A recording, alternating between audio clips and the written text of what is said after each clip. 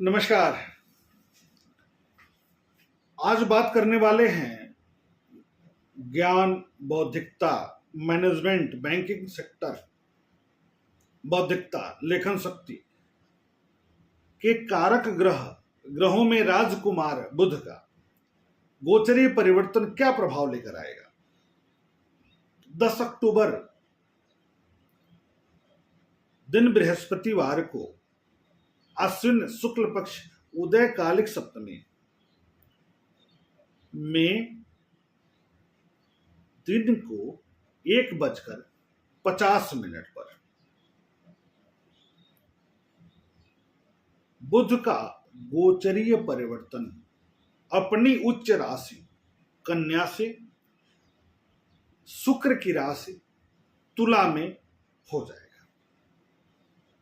10 अक्टूबर को दिन में 1:50 पर इनका परिवर्तन तुला राशि में हो जाएगा। गोचरीय परिवर्तन आरंभ हो जाएगा तुला राशि में। तुला राशि शुक्र की राशि है और यहां पर ये 29 अक्टूबर 2024 को दिन में 9:15 तक रहकर अपना प्रभाव स्थापित करेंगे। तो क्या प्रभाव स्थापित करेंगे? तुला राशि में जाएंगे तो पहले स्वतंत्र भारत पर नजर डाल दें तो धन और पंचम के कारक होकर के छठे भाव चले जाएंगे। तो आर्थिक गतिविधियों में नकारात्मकता, बौद्धिक क्षेत्र से जुड़े लोगों के लिए कुछ नकारात्मकता देखने को मिल सकती है। पड़ोसी राष्ट्रों से तनाव, पड़ोसी राष्ट्रों से विवाद की स्थिति भी उत्पन्न हो सकती है। खर्च बढ़ सकता है। अब बात करते हैं हम मेष से लेकर के मीन तक क्या प्रभाव स्थापित करेंगे। तो मेष के लिए ये हो जाते हैं पराक्रम और छठे के कारक। ऐसे में ये जा रहे हैं तुला राशि में, तो सप्तम भाव में गोचर कर रहे हैं तो पराक्रम बढ़ाएंगे, पुरुषार्थ बढ़ाएंगे, दैनिक आय में वृद्धि करेंगे, लेकिन जीवन साथी के स्वास्थ्य को लेकर तनाव उत्पन्न करेंगे, विवाद उत्पन्न कर सकते हैं, प्रेम संबंधों में टकराव हो सकता है, मानसिक अशांति के कारक हो सकते हैं, मानसिक तनाव के कारक हो सकते हैं, मानसिक उद्विग्नता की स्थिति उत्पन्न हो सकती है, भाई बंधुओं मित्रों को लेकर तनाव की स्थितियां उत्पन्न हो सकती है। वृष की बात करेंगे तो वृष में धन खर्च होगा, वाणी खर्च होगी, बौद्धिकता खर्च होगा, अति घनिष्ठ से तनाव मनमुटाव की स्थिति बन सकती है, अति घनिष्ठ से कष्ट हो सकता है, दूरस्थ यात्रा का योग बन सकता है, धार्मिक कार्यों पर खर्च बढ़ सकता है, स्किन एलर्जी इस बीच में बढ़ सकती है और उसके लिए आपको दवा करना पड़ सकता है, कुछ खर्च हो सकता है। मिथुन की बात करेंगे तो लग्न के कारक पंचम में जा रहे हैं, कितनी अच्छी बात है। बुद्धि का, ज्ञान का प्रयोग करके आप अपने व्यक्तित्व में निखार करेंगे, सुख का विस्तार करेंगे आप अपने बुद्धि के प्रयोग से, अपने ज्ञान के प्रयोग से, अपने विचारों के आधार पर आप सामाजिक प्रतिष्ठा में वृद्धि करेंगे, व्यक्तित्व में निखार करेंगे, आर्थिक गतिविधियों में वृद्धि करेंगे, व्यापारिक गतिविधियों में विस्तार करेंगे। व्यापारी हैं तो आप बहुत अच्छा करेंगे, विद्यार्थी हैं तो भी बहुत अच्छा होने जा रहा है, आपके लेखन शक्ति में सुधार होगा, लेखक हैं तो भी आप बहुत अच्छा करने जा रहे हैं। यहाँ पर एक बहुत बेहतरीन स्थिति बनने जा रही है मिथुन वालों के लिए इस गोचरी परिवर्तन के साथ। कर्क की बात करेंगे तो कर्क में चतुर्थ भाव में जा रहे हैं, पराक्रम और व्ययस होकर के जा रहे हैं, तो सीने की तकलीफ बढ़ा देंगे, घबराहट बढ़ा देंगे, पुरुषार्थ नहीं हो पाएगा इसलिए आपको घबराहट बढ़ेगी, सीने की तकलीफ बढ़ेगी, खर्च बढ़ेगा, सुख के संसाधनों पर खर्च बढ़ेगा, भाई बहनों पर खर्च बढ़ेगा, भाई बहनों को लेकर तनाव होगा, भाई बहनों को लेकर के घबराहट हो सकती है, बेचैनी हो सकती है। सिंह की बात करेंगे तो सिंह के लिए धन और लाभ के कारक हो जाते हैं, तृतीय भाव में जा रहे हैं, अच्छी स्थिति है। आंतरिक डर बढ़ाएंगे परंतु धन बढ़ाएंगे, पुरुषार्थ बढ़ाएंगे, कार्यों में भाग्य का साथ प्राप्त होगा, आर्थिक गतिविधियों का विस्तार होगा, व्यापारिक गतिविधियों का विस्तार होगा, कुटुंब में सकारात्मकता देखने को मिल सकती है, एक बेहतरीन स्थिति है, धन बढ़ेगा। अब बात करते हैं कन्या की। तो कन्या के लिए लग्न के कारक, राशि के कारक हो जाते हैं और द्वितीय भाव धन भाव में जा रहा है, तो आपके लिए तो पूछना ही नहीं है, बेहतर परिवर्तन है। धन बढ़ेगा, कुटुंब का साथ मिलेगा, कुटुंब में कुछ नया कार्य होगा, व्यापारिक गतिविधियों का विस्तार होगा, धन बढ़ेगा, सम्मान बढ़ेगा, परिश्रम बढ़ेगा, मनोबल में ठीक बढ़िया रहेगा, मनोबल में सुधार होगा, व्यक्तित्व में निखार आएगा। परंतु पेट की समस्या, यूरिन रिलेटेड समस्या, शुगर की समस्या इस बीच में बढ़ा हुआ रहेगा यदि आपको पहले से कोई परेशानी है तो।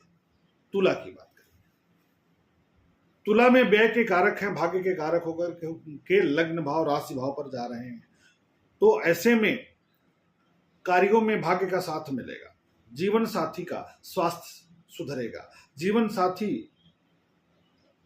पर खर्च बढ़ेगा और खर्च बढ़ करके स्वास्थ्य में सुधार हो जाएगा। प्रेम संबंधों में सकारात्मकता आएगी, बौद्धिकता का विस्तार होगा, बौद्धिक क्षमता का विस्तार होगा, ज्ञान का प्रयोग करके अपने व्यक्तित्व में निखार करेंगे, कार्यों में भाग्य का साथ प्राप्त होगा, पिता का वर्चस्व बढ़ेगा, पिता का आशीर्वाद एवं प्रेम आपको मिलेगा इस अवधि में। वृश्चिक की बात करेंगे तो वृश्चिक के लिए ये द्वादश भाव में जा रहे हैं, लाभ के कारक होते हैं, अष्टम के कारक होते हैं, अष्टम के कारक होकर जा रहे हैं तब तो ठीक है, लेकिन लाभ के कारक भी जा रहे हैं तो लग्न भंग, लाभ भंग बना देंगे। तो लाभ भंग बनाने का मतलब हुआ कि अधिक परिश्रम का परिणाम आपको कम मिलेगा, दूरस्थ यात्रा का योग बनेगा, व्यापारिक गतिविधियों में विस्तार पर खर्च बढ़ेगा आपका, पुराने रोगों का शमन होगा, धार्मिक यात्रा पर खर्च होगा, दूरस्थ यात्रा व्यापार है, व्यापारिक है तो बेहतर है, घूमने फिरने का है तो खर्च होगा ही होगा। तो आपके लिए सामान्य है, बहुत बेहतर नहीं कहा जाएगा।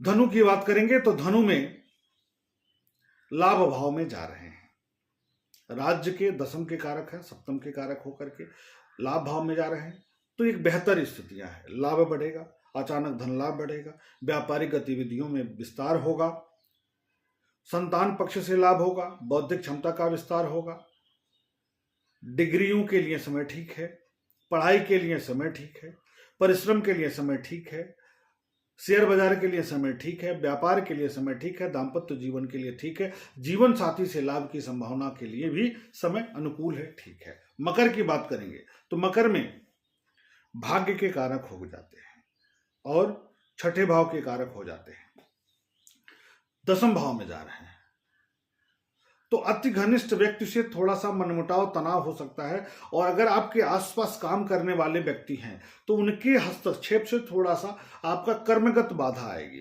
परंतु भाग्य का ऐसा चक्र चलेगा कि आपके सारे काम बन जाएंगे।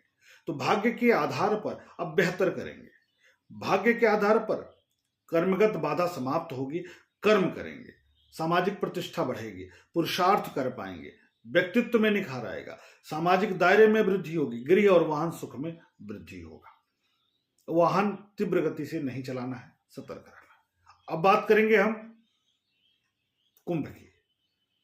तो कुंभ के लिए पंचम के कारक अष्टम के कारक होकर के भाग्य भाव में जा रहे हैं, तो पंचम का भाग्य भाव में जाना बहुत अच्छी बात है, भाग्य का व्यापक सुधार मिलेगा, बेहतरीन परिवर्तन आएगा, बौद्धिक क्षमता का विस्तार कर लेंगे, लेखन क्षेत्र से जुड़े हैं तो वहां भी आप बहुत अच्छा करते हुए दिखाई देंगे, डिग्रियों के लिए समय ठीक है, संतान के लिए समय ठीक है, पिता के स्वास्थ्य को लेकर के तनाव खत्म होगा, तो यह समय आपके लिए कुछ अच्छा लेकर आएगा, बेहतर करेगा। अति घनिष्ठ व्यक्ति के कारण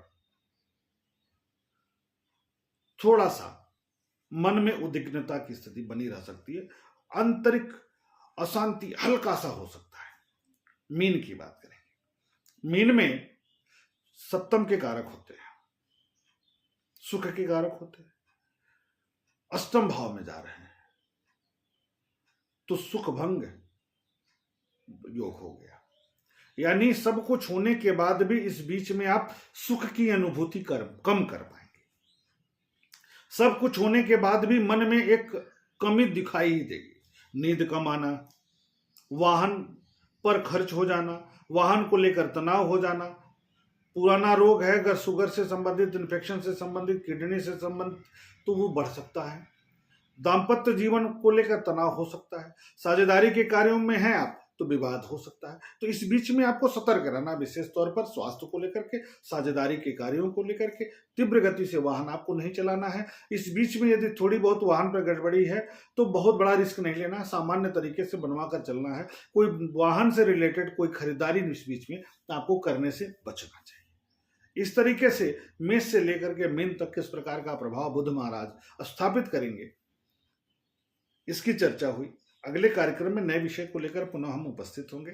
आप सभी का प्यार आशीर्वाद मिलता रहे, माता रानी की कृपा आप लोगों पर बरसती रहे, इसी कामना के साथ शुभ नमस्कार।